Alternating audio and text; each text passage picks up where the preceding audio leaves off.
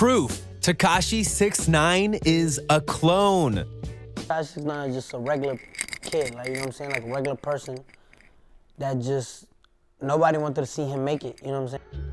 From the moment he rose to prominence, Tekashi's wild attitude and looks caught the attention of millions.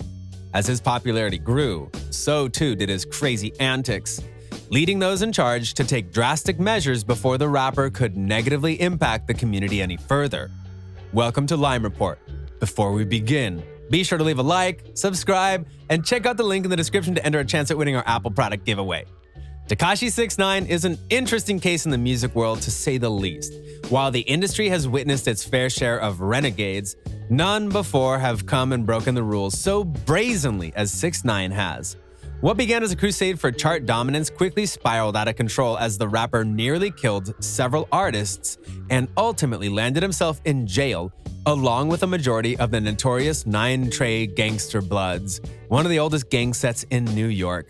Thanks to his testimony against the gang, Tekashi was able to walk away with just 3 years and even scored house arrest due to recent health concerns.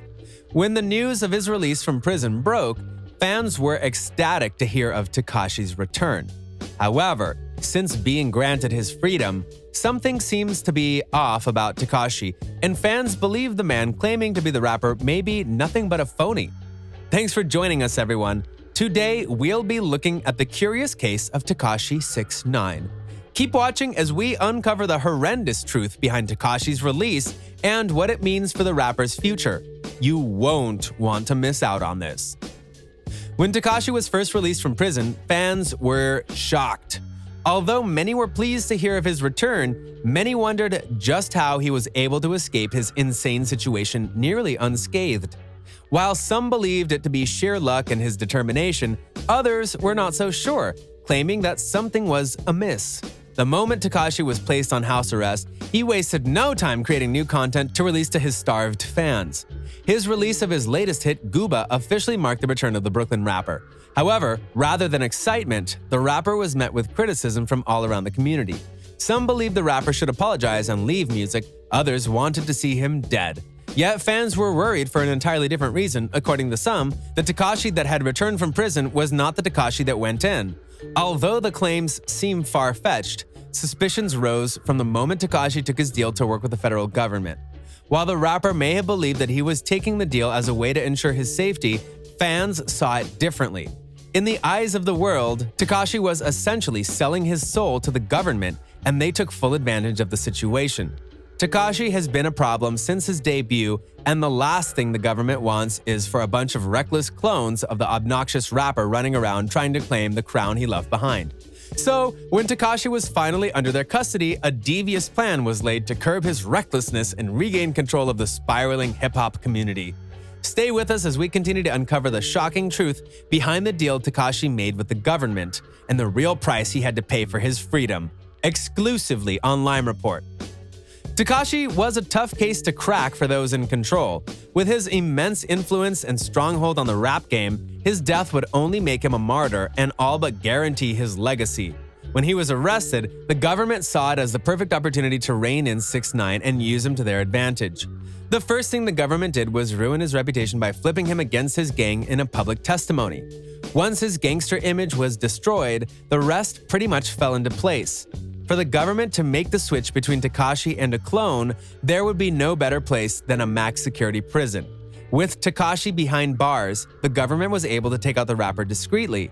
With Tekashi gone, the feds knew that fans would be confused in his disappearance and search for the truth. To avoid this potentially dangerous scenario, the feds decided to take advantage of his star power and replaced him with a clone.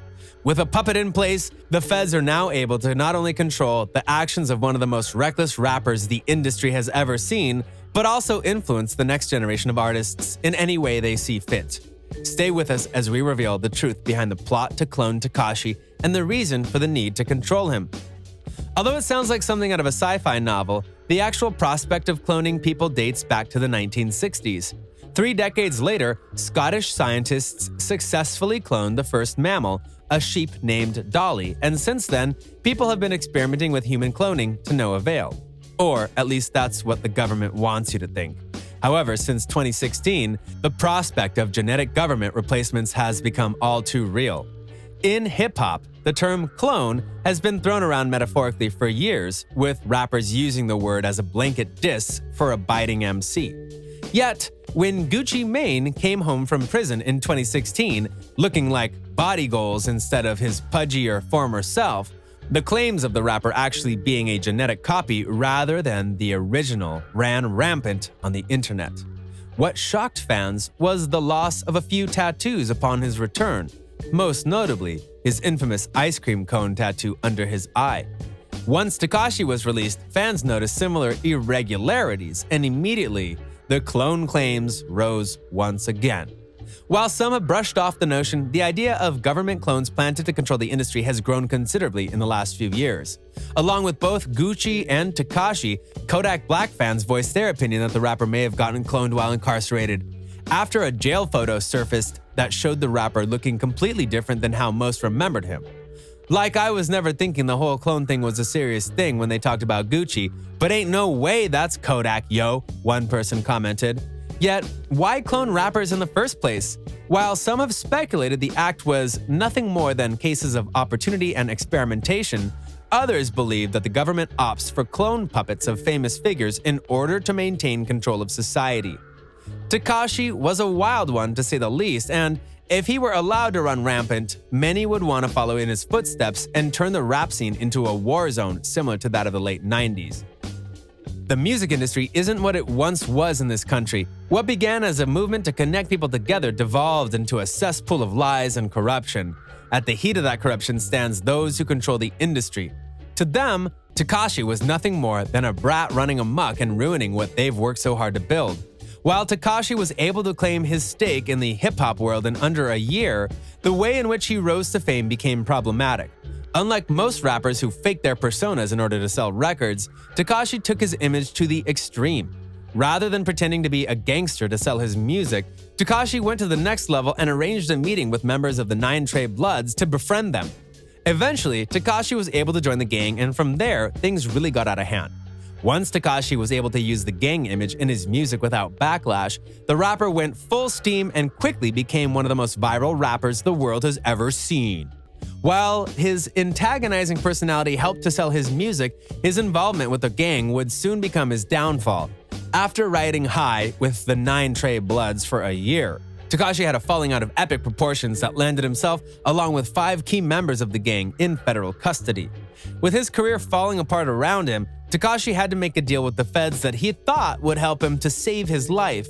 However, as he signed his life away to the federal government in a last-ditch effort to survive, Tekashi had no idea just how crazy things would get for him. Born Daniel Hernandez, Tekashi 6ix9ine was living on the streets and sleeping on friends' floors just 1 year before his big break. With his back against the wall, Hernandez was willing to do anything to make it out of his terrible situation.